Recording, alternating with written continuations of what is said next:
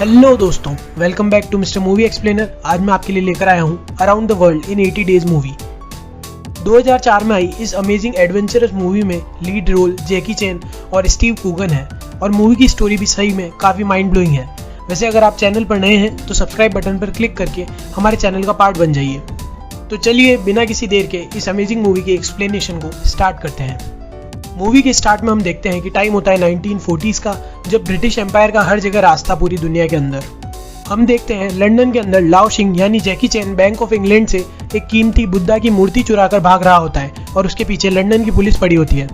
तभी लाओ शिंग को एक घर के अंदर एक साइंटिस्ट दिखता है जो कि कुछ एक्सपेरिमेंट कर रहा था। लाओ शिंग पुलिस से बचने के लिए उसके घर में घुस जाता है और उस साइंटिस्ट का असिस्टेंट बन जाता है। यहाँ वो साइंटिस्ट यानी मिस्टर फिलियस फॉग लाओ शिंग से कुछ सवाल पूछते हैं, जैसे कि उसका नाम क्या है और वो किस कंट्री का है, जिस पर लाओ शिंग उससे झूठ बोलता है कि उसका नाम पासपोर्ट 2 है और वो आधा फ्रेंच और आधा चाइनीज है, जबकि असल में वो पूरा चाइनीज होता है। आगे हम देखते हैं कि मिस्टर फिलियस एक ऐसे इंजन पर काम कर रहे थे जिससे कि इंसान 50 माइल पर आवर की स्पीड से गाड़ी चला सके। इस एक्सपेरिमेंट में उनका साथ देता है लाओ शिंग, पर इंजन ज़्यादा ओवरलोड होने की वजह से लाओ शिंग को दूर उछाल देता है। इसके बाद फिलियस लाओ शिंग को अपने बाकी आविष्कार दिखाता है, पर अभी भी उसका एक आविष्कार अधूरा था, the flying machine. Mister Phileas एक ऐसी मशीन बनाना चाहते थे जिससे कि इंसान पंछियों की तरह उड़ सके, पर अभी तक उनका डिजाइन कंप्लीट नहीं हुआ था और जो बना था वो भी फेल हो चुका था। आगे हम देखते हैं कि रॉयल सोसाइटी ऑफ साइंस के हेड लॉर्ड केल्विन फेंग नाम की एक चाइनीज गैंगस्टर से मिलते हैं। यहाँ हमें पता चलता है कि फेंग चाइना की एक ऐसी गैंगस्टर थी जो कि बाकी कंट्रीज को चाइना की कीमती चीजें स्मगल करती थी और लॉर्ड केल्विन भी उसका एक कस्टमर था। और फेंग ने ही लॉर्ड केल्विन को वो कीमती बुद्धा की मूर्ति चुरा करके चाइना से यहाँ लाकर दी थी। इसके बाद हम देखते हैं कि मिस्टर फिलियस रॉयल सोसाइटी के सामने अपने कुछ साइंटिफिक इन्वेंशन प्रेजेंट करते हैं, पर लॉर्ड केल्विन उनका मजाक उड़ा देते हैं। तभी वहां पर एक पुलिस वाला आता है और उन लोगों को बताता है कि एक चीनी आदमी ने बैंक ऑफ इंग्लैंड से एक कीमती मूर्ति चुराई है और अगर किसी को भी इस बारे में कोई जानकारी मिले तो वो उन्हें इन्फॉर्म करे। ये सुनते ही मिस्टर फिलियस होशियारी दिखाते हुए बताते हैं कि वो चोर को पकड़ना बहुत आसान है, क्योंकि वो चोर पहले इंग्लैंड से फ्रांस जाएगा, फिर वहां से जर्मनी और फिर वहां से ओरिएंट एक्सप्रेस पकड़ के तुर्की से इंडिया और इंडिया से चाइना पहुंच जाएगा और उसे ये सफर तय करने में टोटल 12 दिन का समय लगेगा।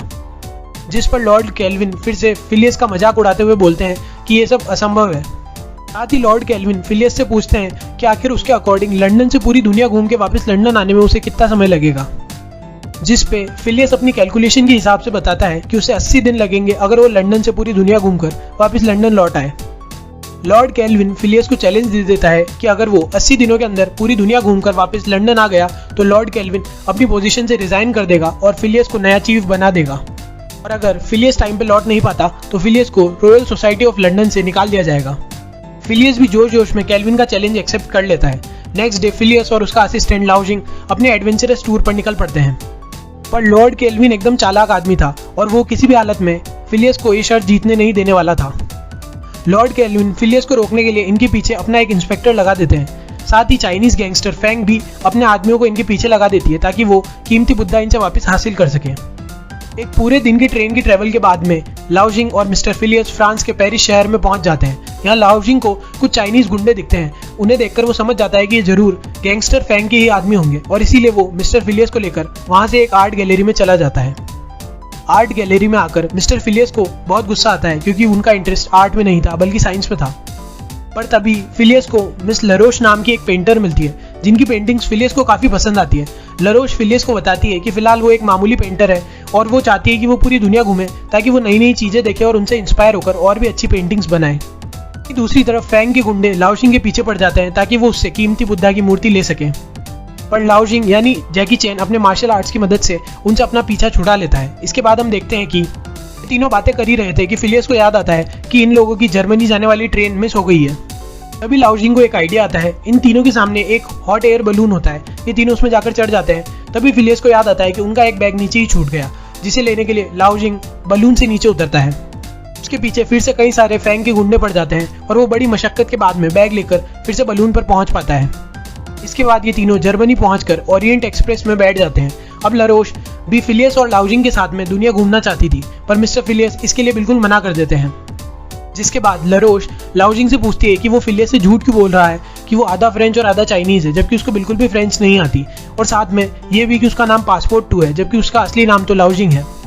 इस पर लाओ जिंग लरोश को बताता है कि असल में वो चाइना से इंग्लैंड इसलिए आया था क्योंकि उसके गांव के एक मंदिर से कीमती बुद्धा की मूर्ति फेंग नाम की एक गैंगस्टर ने चुरा ली और उसको इंग्लैंड में बेच दी।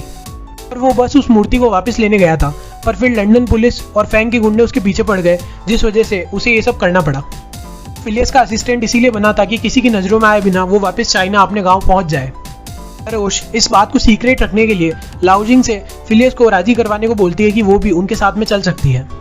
इसके बाद में लाओ जिंग फिलियस के सामने अजीब अजीब बहाने बनाता है कि वो और लरोश असल में भाई बहन है और लरोश उसके दादा के चाचा की फूफा की बेटी है।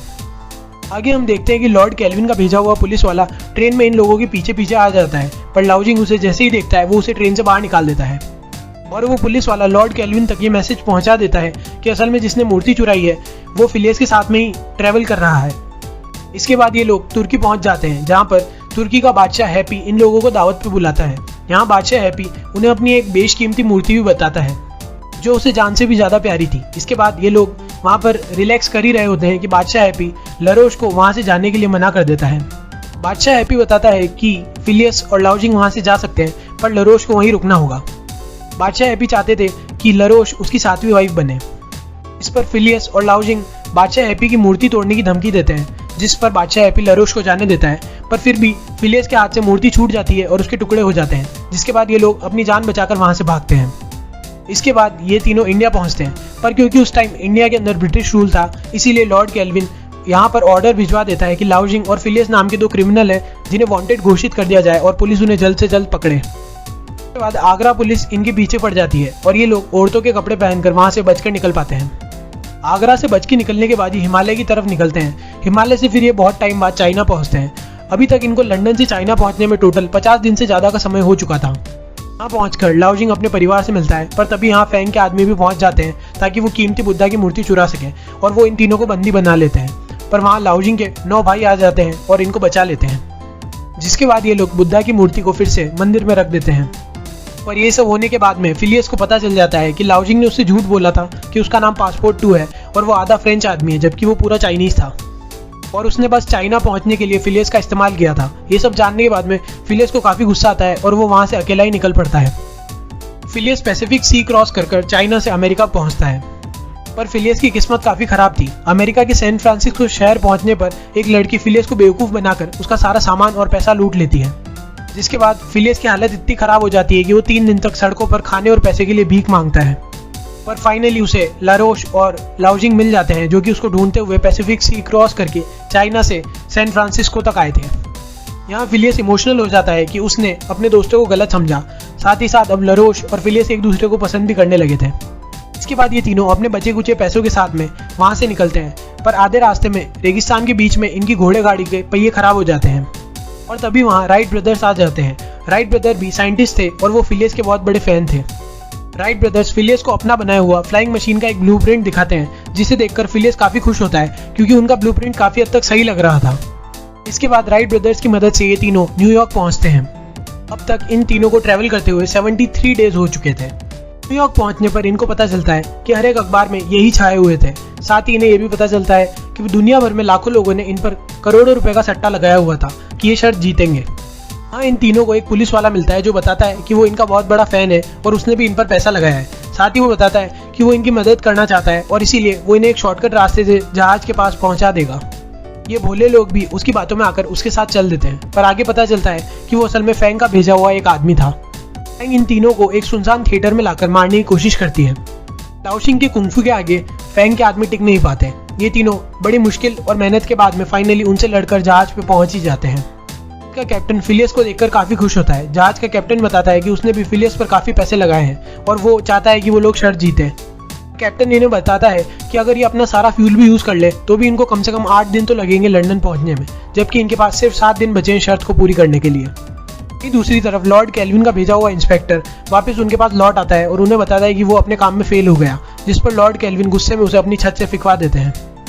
वहीं दूसरी तरफ फिलियस के दिमाग में एक आइडिया आता है। वो जहाज के कैप्टन के साथ एक सौदा करता है कि वो जहाज के कैप्टन को एक बड़ा जहाज देगा और उसके बदले में अभी वाले जिस जहाज पे वो चढ़े हुए हैं उस जहाज को तोड़कर एक फ्लाइंग मशीन बनाएगा। कैप्टन ने फिलियस की शर्त पर पैसे लगाए थे, इसीलिए वो फिलियस की बात मान जाता है और राइट ब्रदर्स के ब्लूप्रिंट की मदद से इसके बाद ये लोग फ्लाइंग मशीन बनाना चालू कर देते हैं। कुछ टाइम बाद इनकी फ्लाइंग मशीन रेडी हो जाती है और ये तीनों उसमें बैठकर अपनी उड़ान भरते हैं। फिलियस और लरोश को यकीन नहीं हो रहा था कि उनके बचपन का सपना इस तरीके से पूरा होगा। इसके बाद ये तीनों ठीक रॉयल सोसाइटी के बाहर में जाकर क्रैश लैंडिंग करते हैं, पर इनके उतरने से पहले ही घड़ी का कांटा 12 पर आ चुका था और टाइम पूरा हो चुका था। साथ ही लॉर्ड केल्विन इन तीनों को पुलिस के थ्रू पकड़वा देता है, पर वो पुलिस वाला जिसे लॉर्ड केल्विन ने अपनी छत से फेंका था वो सबके सामने आकर केल्विन की सच्चाई सबको बता देता है। तभी वहाँ इंग्लैंड की महारानी विक्टोरिया भी आ जाती है और लॉर्ड केल्विन को पुलिस के हवाले कर देती है। पर मिस्टर फिलियस तो अभी भी दुखित है क्योंकि वो शर्त हार चुके थे और इसका मतलब था कि अब वो रॉयल सोसाइटी ऑफ साइंस का पार्ट नहीं थे। तभी क्वीन विक्टोरिया उसे बताती है कि अभी तो शर्त पूरी होने में पूरा 1 दिन बचा है और वो 80 दिनों की बजाय सिर्फ 69 दिनों में ही वापस लौट आए हैं। तब फिलियस को पता चलता है कि उसके भोंदू असिस्टेंट पासपोर्ट 2 ने गिनती में गलती कर दी, जिस वजह से वो 1 दिन पहले ही पहुंच गए। इसके बाद क्वीन फिलियस को नया हेड बना देती है रॉयल सोसाइटी का। फिलियस खुशी में महारानी को झप्पी और लरोश को पप्पी दे देता है। इसी के साथ ये अमेजिंग मूवी का एंड होता है। कमेंट करके बताओ कि आपको किस तरह की मूवी का एक्सप्लेनेशन देखना पसंद है, sci-fi, thriller, robbery, murder mystery या फिर रोम-कॉम। साथ ही वीडियो को लाइक और चैनल को सब्सक्राइब जरूर से कर देना। मिलते हैं नेक्स्ट वीडियो में एक और अमेजिंग कहानी के साथ। Till then good bye.